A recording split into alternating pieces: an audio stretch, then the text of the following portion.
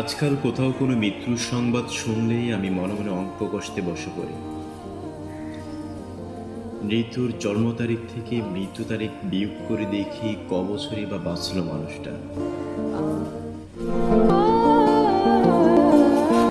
তারপর বিয়োগফল থেকে নিজের বর্তমান বয়সটা বিয়োগ করে দেখি মৃত ব্যক্তির মৃত্যুকালীন বয়সে পৌঁছাতে আমারই বা কত দূর বাকি। ঠিক তখনই দূরবর্তী মসজিদের মাইকে আরো একটি মৃত্যুর সংবাদ ভেসে আসে। হয়তো এমন কেউ যার মৃত্যুকালীন বয়স আমার বর্তমান বয়সের অর্ধেক, কিংবা তারও চেয়ে কম। আমি তখন ভুলে যাই জাগতিক জড়তার হিসাব।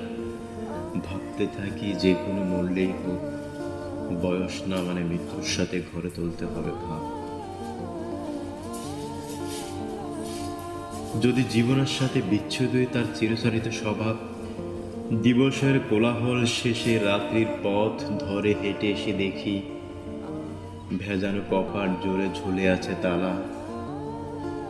কখন কোথায় মিত্র এসে বলে,